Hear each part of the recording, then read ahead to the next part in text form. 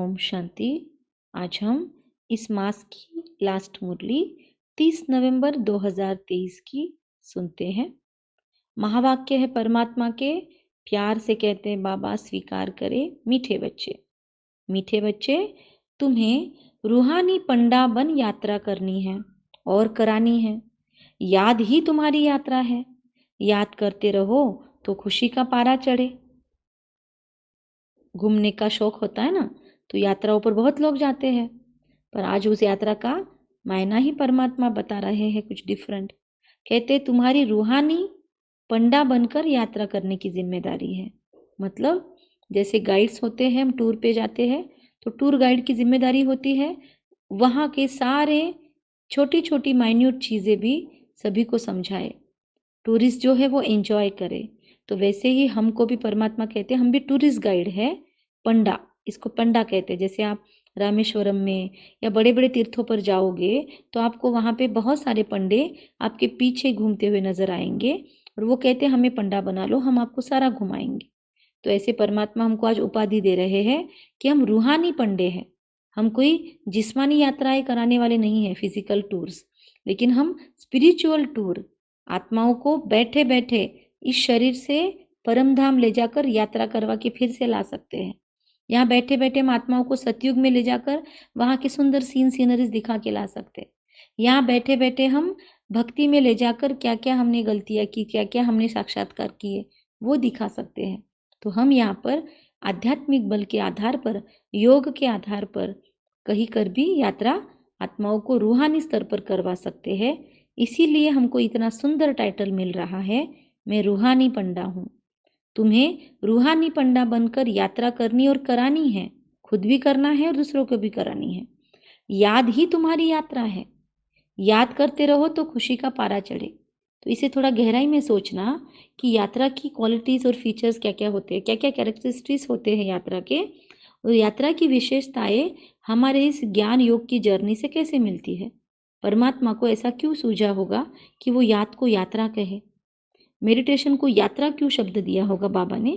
इस पर थोड़ा ध्यान देकर बैठकर आज चिंतन करें, और अच्छा चिंतन बन जाए तो ज़रूर ग्रुप में शेयर करें। परमात्मा कहते हैं याद ही तुम्हारी यात्रा है, याद करते रहो तो खुशी का पारा चढ़े। प्रश्न है आज की मुरली से, निराकारी दुनिया में जाते ही कौन से संस्कार समाप्त हो जाते हैं और कौन से संस्कार रह जाते हैं।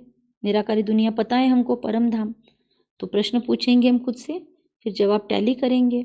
उत्तर है वहाँ नॉलेज के संस्कार समाप्त हो जाते हैं। ये थोड़ी गहन और पेचीदा बात है। वहाँ नॉलेज के संस्कार समाप्त हो जाते हैं। हिस्ट्री, ज्योग्राफी, खुद का परिचय जो परमात्मा दे रहा है ना अभी, तो ये नॉलेज के संस्कार वहाँ समाप्त हो जाते हैं। प्रारब्ध के संस्कार रह जाते हैं। मतलब वहाँ पर हमको सिर्फ उपभोग करना है, जो यहाँ पर हम मेहनत कर रहे हैं, खुद के ऊपर त्याग तपस्या कर रहे हैं, उसका जो फल मिलने वाला है वह सिर्फ वहाँ पर हमको याद रहेगा। प्रारब्ध के संस्कार उसको कहते हैं। प्रारब्ध मतलब प्राप्ति। तो जिन संस्कारों के आधार पर तुम बच्चे सतयुग में प्रारब्ध भोगते हो, वहाँ फिर पढ़ाई व पुरुषार्थ का संस्कार ही नहीं रहता, इसलिए वहाँ पर मेहनत नहीं है। यहाँ पर हर क्षण हर पल हमें मेहनत करने के संस्कार है। भक्ति में भी देखिए कितने व्रत, उपवास, तप, तपस्याएं करते हैं, कितना मेहनत करते हैं, कितना खुद को त्यागवान बनाकर रखते हैं, कितना पराकाष्ठा की भक्ति करती है आत्माएं। तो बहुत संस्कार है पुरुषार्थ करने के। लेकिन सतयुग में ये संस्कार नहीं होंगे ना। वहाँ मुरली के लिए ऐसे हम भागेंगे, ना वहाँ पर हमें मेहनत करनी पड़ेगी स्वभाव संस्कार बदलने को। वहाँ तो रेडीमेड सब कुछ है हमारे पास, जो हमने यहाँ पर मेहनत की उसका फल भोग रहे हैं। तो परमात्मा कहते हैं वो संस्कार पढ़ाई का और पुरुषार्थ का वहाँ नहीं रहता। प्रारब्ध मिल गई फिर ज्ञान खत्म हो जाता है। मिल गया वर्षा, प्राप्ति हो गई, ज्ञान खत्म। गीत आज की मुरली से, रात के राही थक मत जाना, सुबह की मंजिल दूर नहीं, और राही थक मत जाना। अब कौन सी रात? ये है अज्ञान अंधेरे की रात। ये है कलयुग और संगम युग की एंडिंग पॉइंट। ये है संगम युग में चलने वाले जीवन के अलग अलग समस्याओं वाली रात। तो ये प्रॉब्लम्स और मेहनत हमारी ज़िंदगी में हमको लगातार दिखेंगी। कभी कभी तंग भी आ सकते हैं कि अरे ज्ञान में आने के बाद और ही प्रॉब्लम्स बढ़ गए, ज्ञान में आने के बाद मेहनत थोड़ी ज़्यादा हो रही है। तो ये है रात के राही थक मत जाना, मोटिवेशन का समय। अपने आप को रोज़ मोटिवेट करना कि भले ज़िंदगी में कितने अप डाउन्स हो, भले ज़िंदगी में कितने उतार चढ़ाव हो, मुझे हारना नहीं है, क्योंकि मेरे लिए जीत कंपलसरी है, मेरे लिए विजय निश्चित है। मैं निश्चित बुद्धि विजयी आत्मा हूँ। मेरे लिए विजय का झंडा फहरा ही रहा है और मैंने कितने ही बार इन समस्याओं को पार करके विजय प्राप्त की है।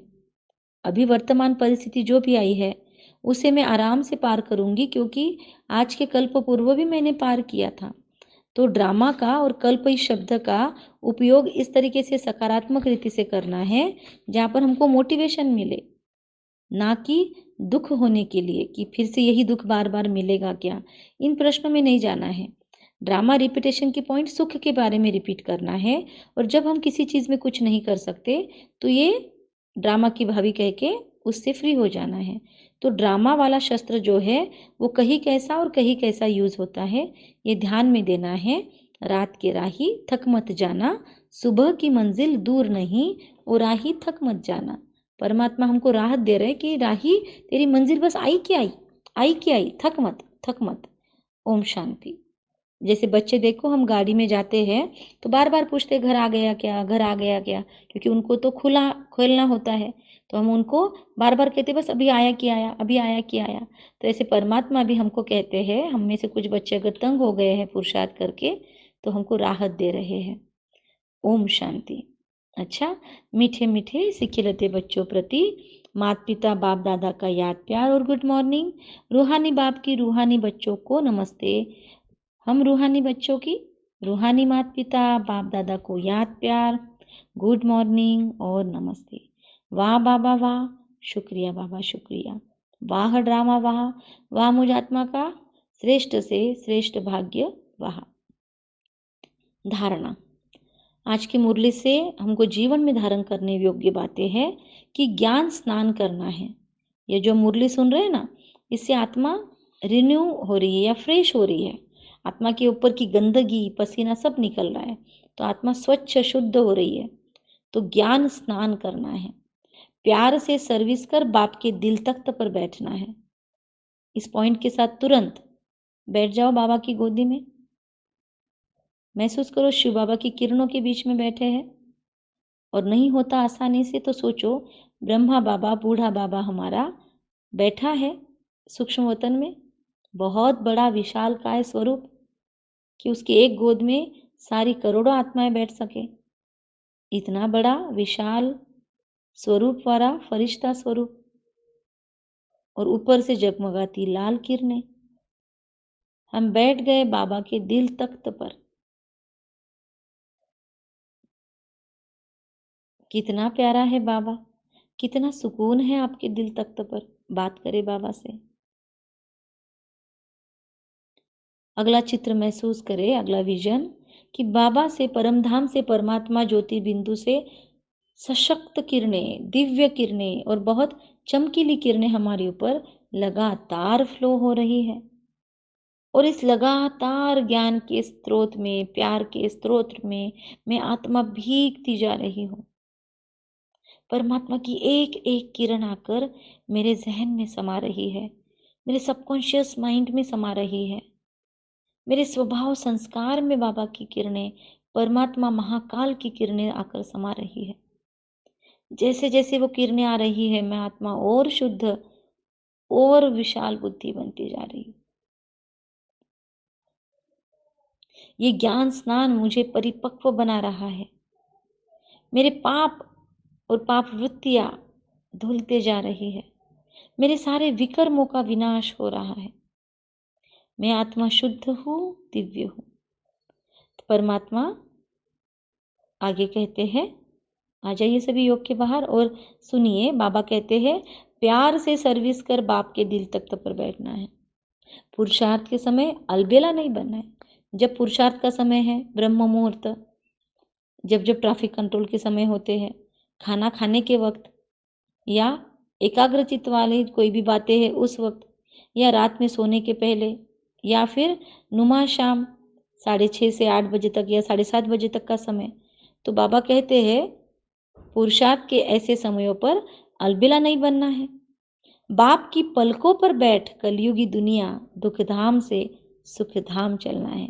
ये चित्र जरा अपनी आंखों में बनाएं, अपने स्मृति पटल पर, अपने मानस पटल पर बनाएं कि मैं बाप के पलकों पर बैठकर कलयुगी दुखधाम से सुखधाम चलने वाली आत्मा। इसलिए अपना सब कुछ ट्रांसफर कर देना है मुझे। क्यों रखूं बोझा? परमात्मा की पलकों पर बैठना है। पलकें कितनी नाजुक होती है।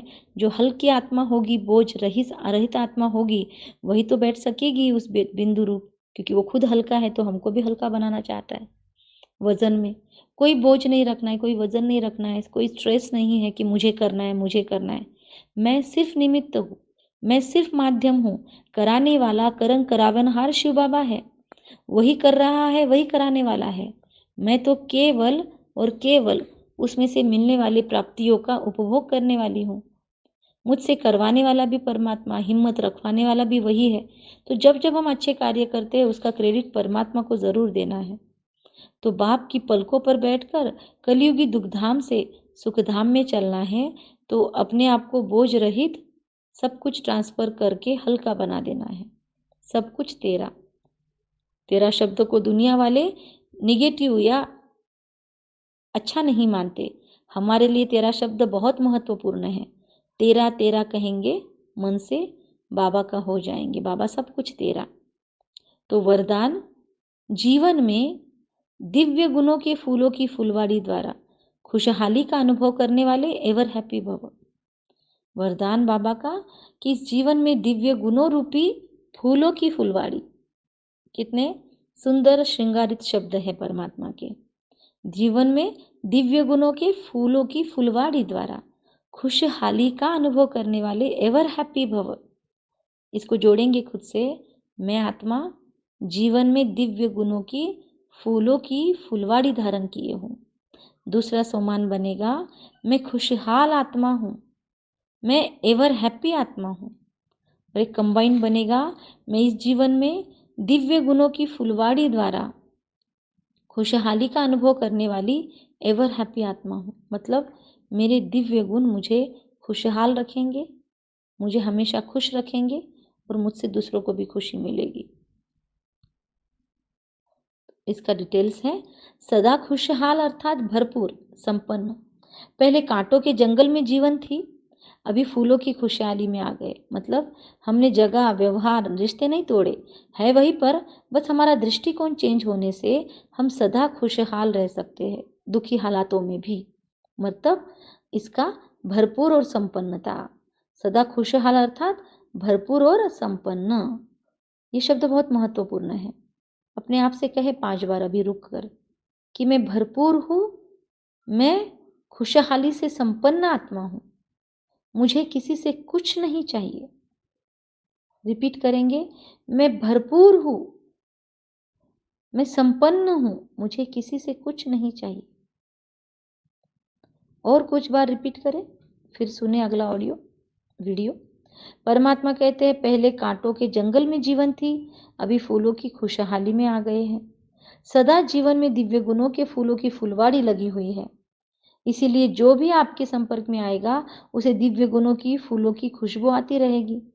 हमने निरंतर, जैसे बाबा ने कहा अभी पिछले वानियों में, कि वास धूप लगा के रखनी है ज्ञानियों की, उससे खुशबू फैलेगी।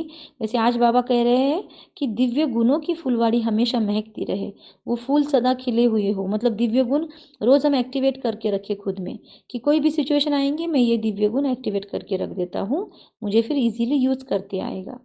तो परमात्मा कहते हैं उसे ही दिव्य गुणों की फुलवाड़ी लगी हुई है।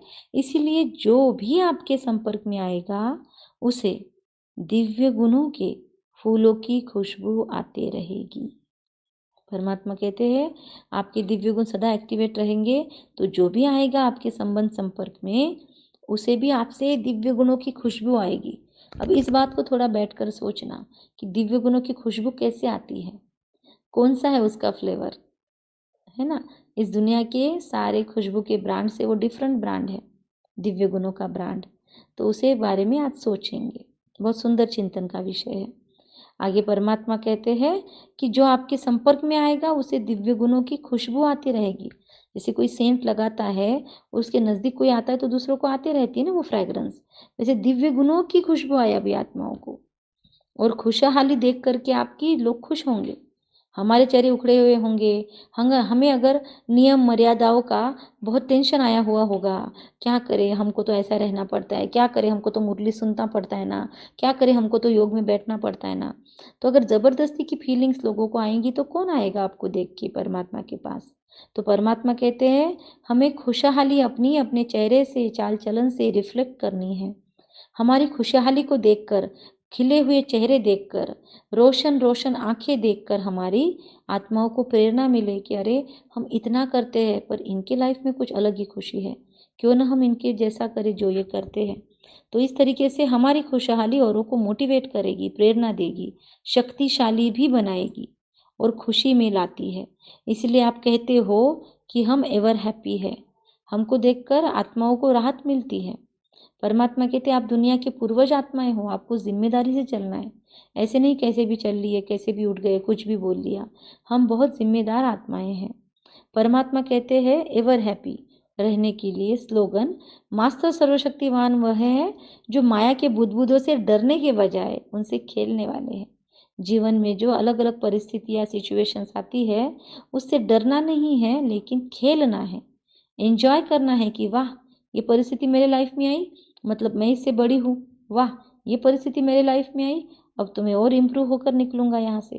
तो परमात्मा कहते हैं इन बुदबुदों से डरने के बजाय उससे खेलना हमको है, खेलने वाले बनो। तो हमको क्या कहेंगे, टाइटल मिलेगा, मैं आत्मा मास्टर सर्वशक्तिवान आत्मा हूँ। अच्छा, ओम शांति। कम बोलेंगे, धीरे बोलेंगे, मीठा बोलेंगे, सोच कर बोलेंगे, सत्य बोलेंगे, निमित्त भाव रखेंगे कि मैं केवल इंस्ट्रूमेंट हूँ परमात्मा का। निर्माण भाव रखेंगे कि मेरे हर एक्टिविटी से, हर शब्द से, मेरे हर ख्याल से भी नव निर्माण होता रहे। तो इसको कहते हैं निर्माण। और इसका दूसरा अर्थ है मुझे किसी से कुछ नहीं चाहिए, मैं भरपूर हूँ, मेरे पास अबंडेंस है, मैं देने वाले दाता की संतान हूँ, मुझे किसी से कुछ नहीं चाहिए। तो ये भरपूरता वाला शब्द भी हमको बहुत मेहनत से छुड़ा देता है और बहुत आगे बढ़ाता है। अच्छा, और अगला शब्द था निमित्त भाव, निर्माण भाव और निर्मल वाणी। मेरी वाणी हमेशा शुद्ध, स्वच्छ, निर्मल, इस शब्द का बहुत सुंदर अर्थ है, जिसमें कोई मल ही नहीं है, जो कोई गंदगी नहीं है, कोई छल कपट ईर्ष्या द्वेष नहीं है, ऐसा मेरा वाणी व्यवहार हो। तो ये जो माया सर्वशक्तिवान लगती है उससे ज़्यादा हम सर्वशक्तिवान बन के माया के बुदबुदों से डरने के बजाय उनसे खेलने लगेंगे। ओम शांति।